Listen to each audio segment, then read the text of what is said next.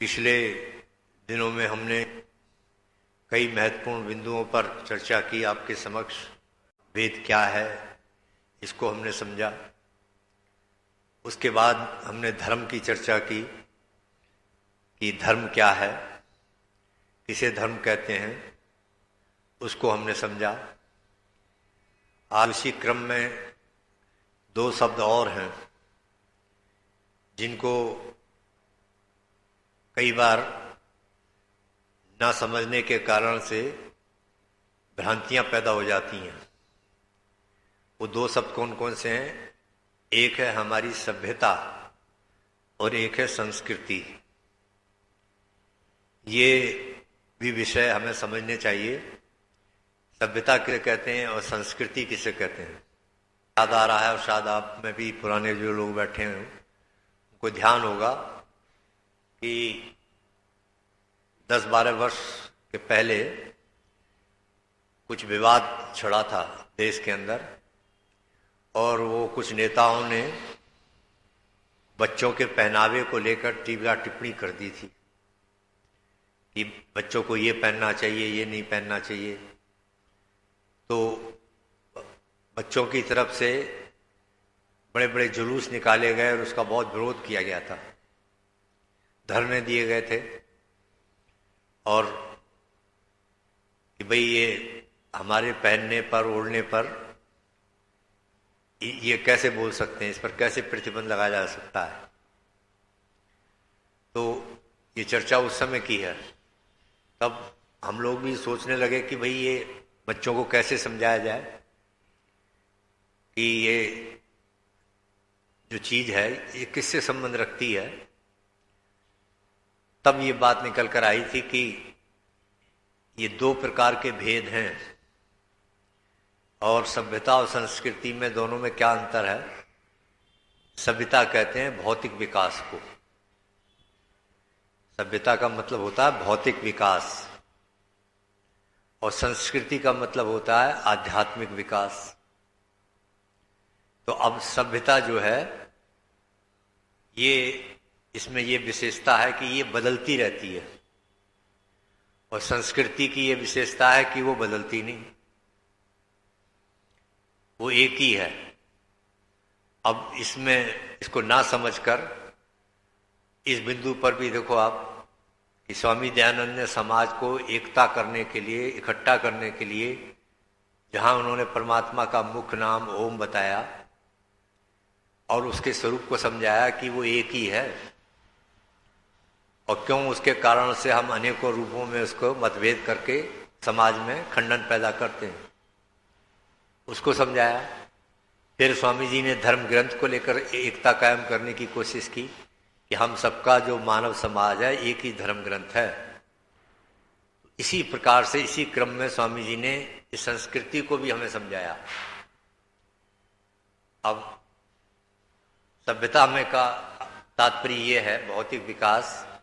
जैसे हम सुना करते थे जब बचपन में छोटे में थे, तो ये कहावत थी कि बिल्ली के गले में घंटी कौन बांधेगा। एक ये मुहावरा आता था कि बिल्ली के गले में घंटी कौन बांधेगा, यानी बिल्ली के गले में घंटी बांधना भी पहले एक दुर्लभ कार्य था। लेकिन आज सभ्यता के विकास ने, भौतिक विकास ने आज हमारी ये स्थिति कर दी, हमारे अंदर ये योग्यता आ गई कि हम शेर की भी मलहम पट्टी कर देते हैं।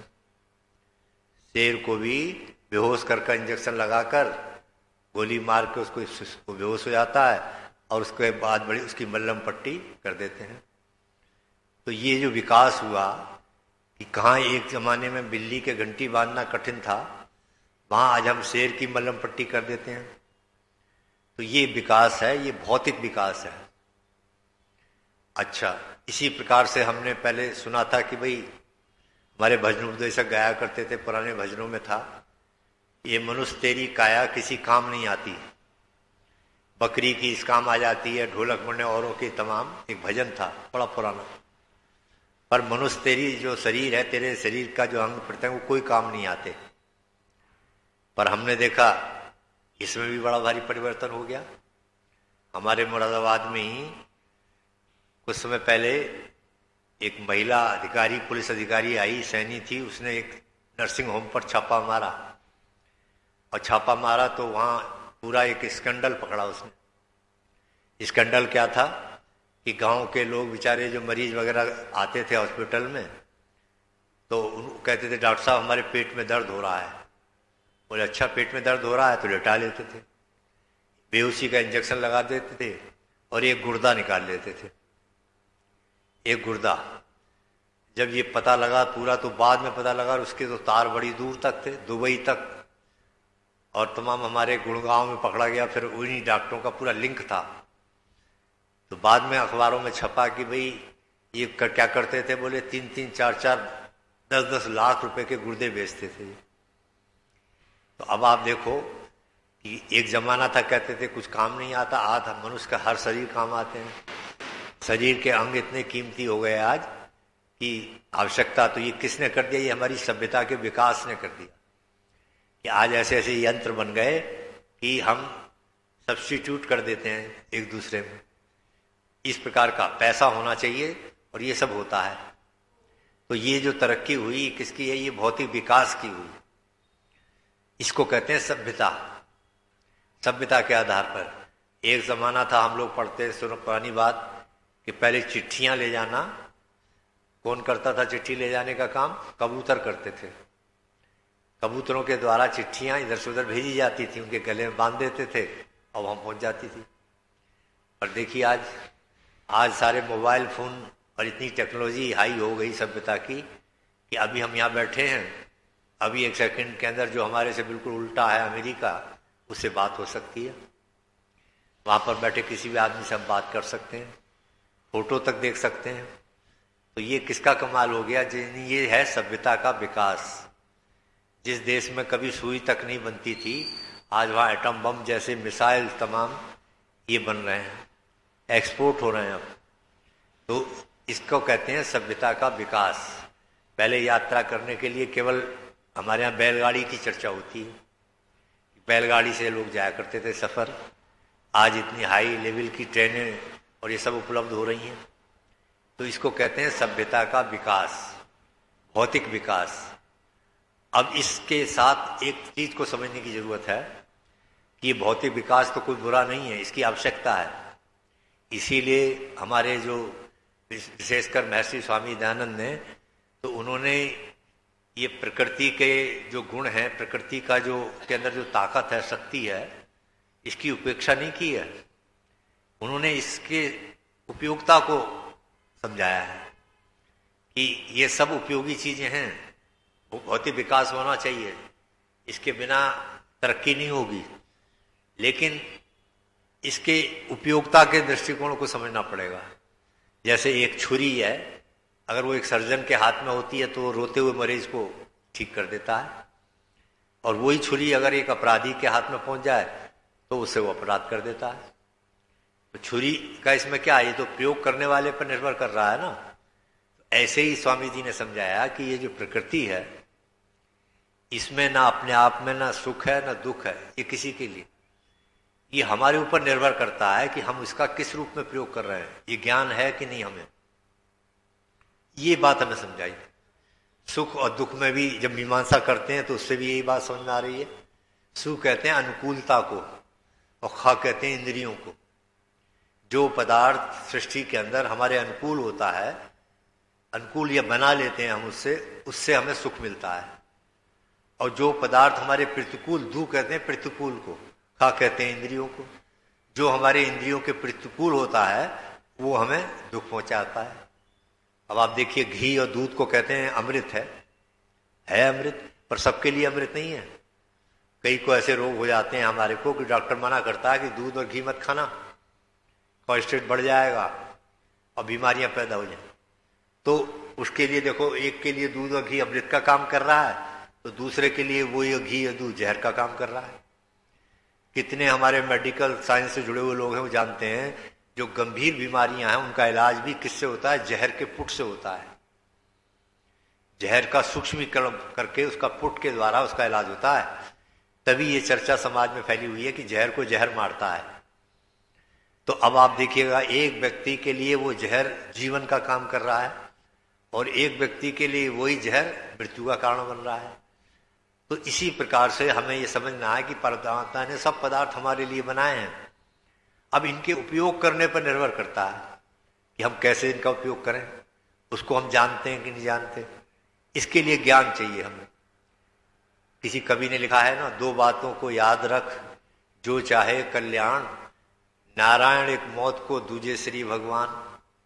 इसी क्रम में एक कवि की 2 लाइनें और हैं कि वो थोड़ा सा भागहीन है जिसके घर संतान नहीं, और वो पूरा बदकिस्मत समझो याद जिसे भगवान नहीं।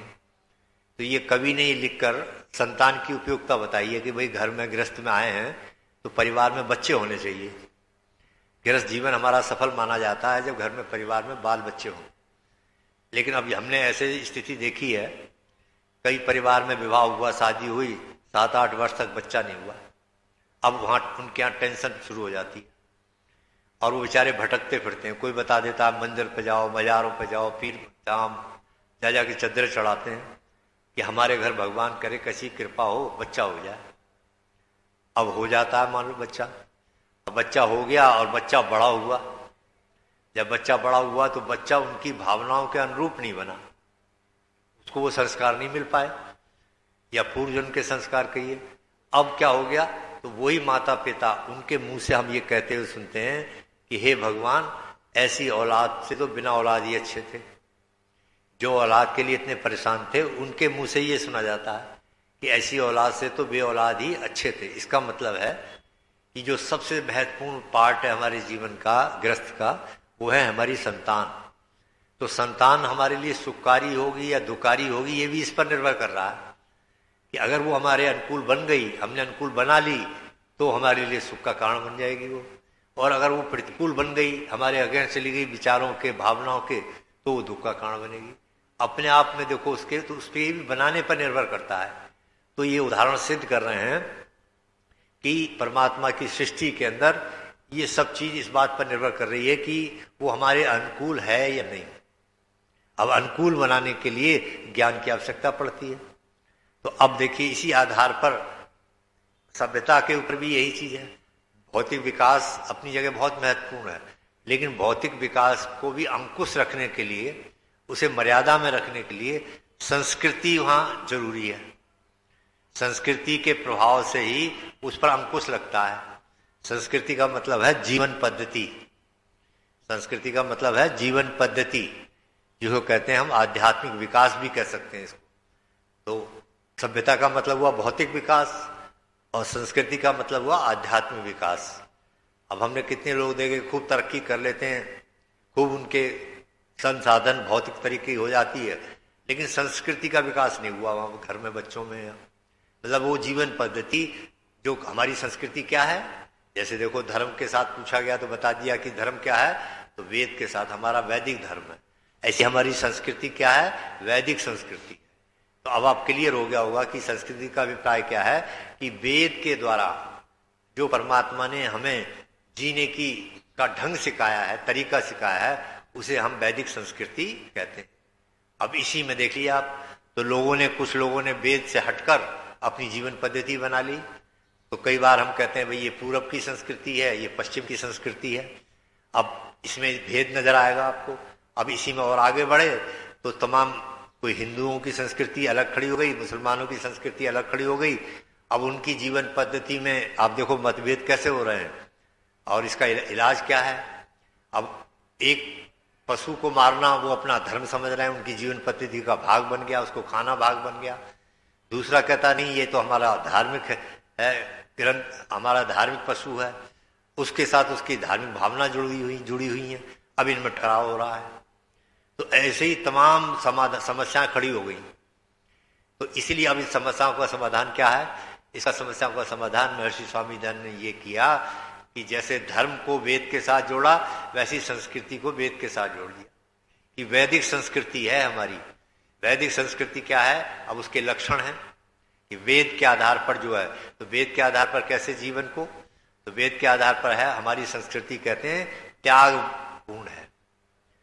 हमारी जो संस्कृति है वो त्यागवाद पर निर्भर करती है। हमारी जो शुरू से लेकर आखिर तक वो त्याग पर निर्भर कर रही है। वेद का मंत्र इस पर सपोर्ट कर रहा है हमें।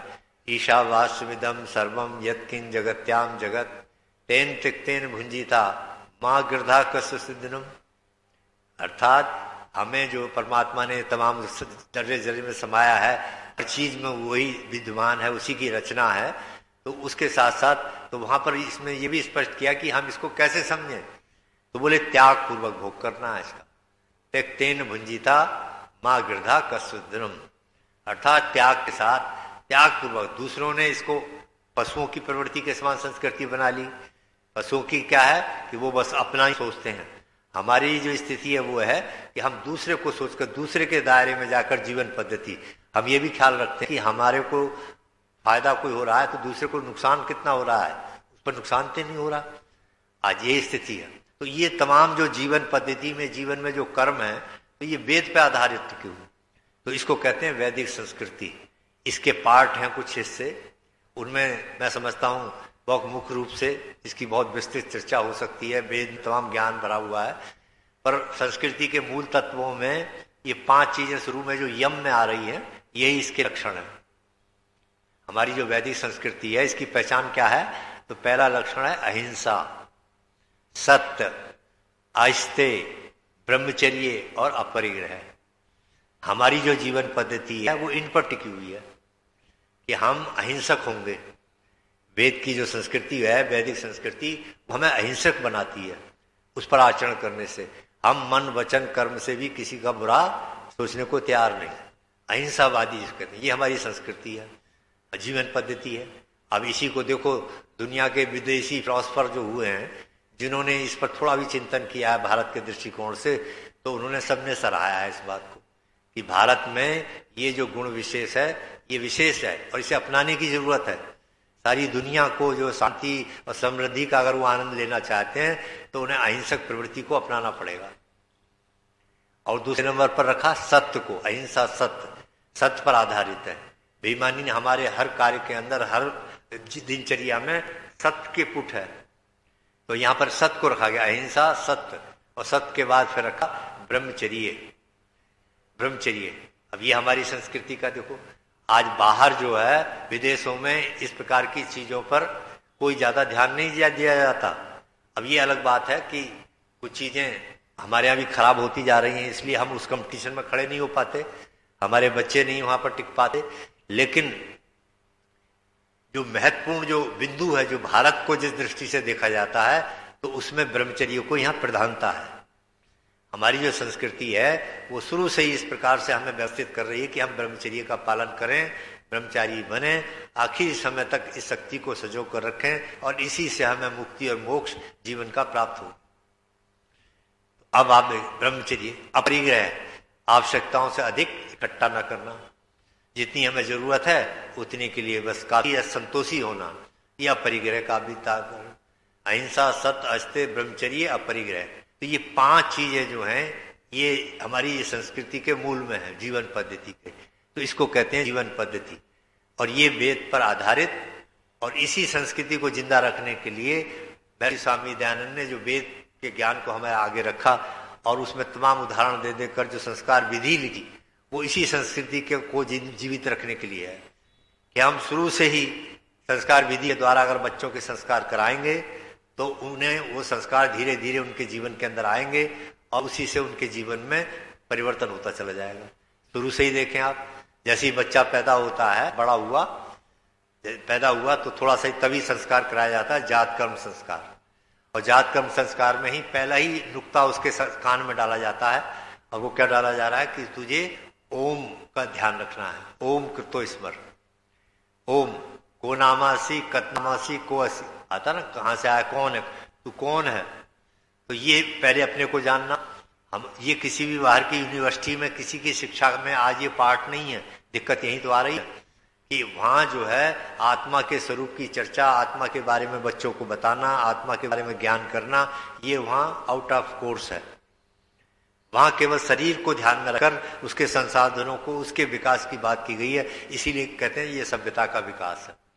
तो सभ्यता की दृष्टि से जो विकास हो रहा है, लेकिन ये सभ्यता का विकास जो है ये स्वार्थ को जन्म देता है, ये अशांति को जन्म देता है, ये अराजकता को जन्म देता है। अब इसके इन चीजों पर कंट्रोल, आध्यात्मिक विकास जिसको हम संस्कृति कहते हैं, वो हमें अपनानी होती है। हमारी जीवन पद्धति, जीने का ढंग, हमारी जीने की शैली जो है, ये कौन सिखा रहा है हमें? वेद सिखा रहा है, वेद से मिला है हमें, त्याग पूर्वक हो। और इसी को देखो स्वामी जी ने यज्ञ पर, योगीराज कृष्ण ने जो है उसे यज्ञ पर लाकर खड़ा कर दिया कि जो हमारी संस्कृति है वो यज्ञ में संस्कृति है। अब यज्ञ में संस्कृति भी तो क्या है? यज्ञ के द्वारा भी तो वही चीज है, वही चीज जो वेद ने आदेश दिया है, उसका एक प्रोजेक्ट है ये हमारे सामने। इस प्रोजेक्ट में हम उस कार्य को कर कर उसकी प्रकार की भावना बना लेते हैं और सारे जो उसको विकसित कर लेते हैं, जो हमारी इच्छाएं हैं, जो हमारी कामना है, उनको विकसित कर देते हैं यज्ञ के माध्यम से, और हम अपने उस पर आ जाते हैं। तो ये कहने का मेरा अभिप्राय ये था कि जितने भी आप ये जो लक्षण बताए गए हैं, जैसे अब धर्म के मामले में लक्षण बताए गए, ये भी हमारी संस्कृति के आधार तो हैं कि अगर हमारे जीवन में ये गुण होंगे तो हम वैदिक संस्कृति के मानने वाले होंगे। धृति, धैर्यता को रखना, धृति क्षमा, क्षमाशील होना, धृति क्षमा दमो, मन पर नियंत्रण होना, धृति क्षमा दमो आस्ते, चोरी ना करना, अनाधिकृत चेष्टा नहीं करना, धृति क्षमा दमो आस्ते, शौच बाहर भीतर से साफ रहना, मन से भीतर से पवित्रता, शौच इंद्रिय निग्रह, अपनी इंद्रियों पर नियंत्रण रखना, ये क्रोध ना करना, चोरी ना करना, ये जो 10 धर्म के मनु ने लक्षण बताए, यही वास्तव में हमारी इन्हीं पे पालन करने से क्या हो जाएगा? हमारी जो संस्कृति वैदिक जीवन पद्धति बन जाएगी, वैदिक जीवन पद्धति बन। इसलिए आज भौतिक विकास जरूरी है, भौतिक विकास का कोई विरोध नहीं कर रहा है, लेकिन ये दोनों विकास आवश्यक हैं समानांतर। अगर एक विकास में आप बहुत आगे बढ़ गए, दूसरा पिछड़ जाएगा तो वही नुकसान हो जाएगा। और इसमें उदाहरण देते हैं, जैसे एक पक्षी के 2 पर होते हैं, वो दोनों पर जब उसके ठीक ठाक होते हैं तभी वो उड़ान पे होता है, और अगर एक पर खराब है, एक पर में शिथिलता आ गई तो वो पक्षी ठीक से नहीं उड़ पाता। यही जीवात्मा का है कि हमारे लिए ये दोनों मार्ग रखे गए हैं हमारे सामने। उपनिषद ने इसी बात को दूसरे भाषा में कह दिया है कि एक मार्ग है तुम्हारे लिए प्रेम मार्ग और एक मार्ग है श्रेय मार्ग। तो बोले प्रेम मार्ग कहाँ ले जाएगा? बोले ये दुखों की ओर ले जाएगा। इस पर चलोगे, ये पद्धति अपनाओगे तो ये दुखों की ओर ले जाएगा, और इसका अंत जो है वो मृत्यु है, मृत्यु जैसा दुख है। और जो श्रेय मार्ग है ये सुखों की ओर ले जाएगा, ये आनंद की ओर ले जाएगा। परमात्मा का अंत जो है इसका सुखकारी है। अब इनकी पहचान क्या है? कैसे पहचाने भाई ये प्रेम मार्ग है, ये श्रेय मार्ग है? तो हमारे विद्वानों ने इसकी पहचान भी बता दी है कि जिस काम को करने में शुरू में अच्छा लगे, मजा आता हो, समझ लो वो प्रेम मार्ग है, वो दुख की ओर ले जाएगा आपको। और जिस काम को करने में हिम्मत की जरूरत पड़ती है, साहस की जरूरत पड़ती है, थोड़े ज्ञान की जरूरत पड़ती है, वो समझ लो आपको श्रेय मार्ग है, वो आपको जीवन की ओर ले जाएगा। उसको एंड में आपका उसका अंत जो होगा वो अच्छा होगा। और जो प्रेम मार्ग का जो पथिक बनेगा तो उसका एंड जो होगा वो खराब होगा, वो विषय वासनाओं में जकड़ जाएगा संसार। तो इसी भावों को तो हमारी जो वैदिक संस्कृति है क्या है, वो त्यागपूर्ण जीने की कला सिखाती है, त्याग के आधार पर। और परमात्मा और लोग भौतिक विकास के साथ साथ वो आध्यात्मिक विकास, आत्मा की उन्नति किन कारणों से होती है, आत्मिक बल हमें कैसे प्राप्त होता है, किस उद्देश्य से हम संसार के अंदर आए हैं, इन सब प्रश्नों का उत्तर जो है वो संस्कृति देती है। और उस संस्कृति के द्वारा जीवन पद्धति से वो हमारे जीवन का जब हिस्सा बन जाती है तो हमारा जीवन सुख में बनता है, शांति में बनता है।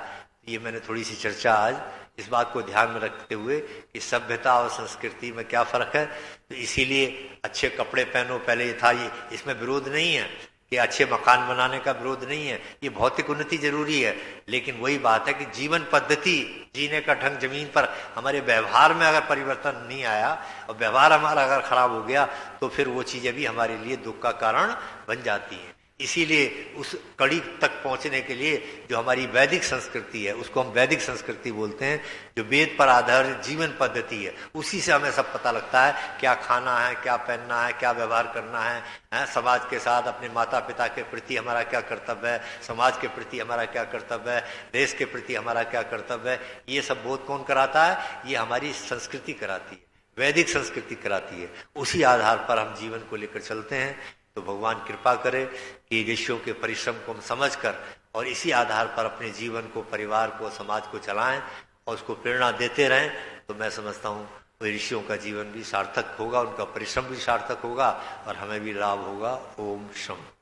ओम द्यौ शांति अंतरिक्षगम शांति पृथ्वी शांतिराप शांतिरोषधयः शांति वनस्पतया शांतिर्विश्वे देवः शांति ब्रह्म शांति सर्वगम शांति शांतिरेव शांति सामा शांतिरेधि।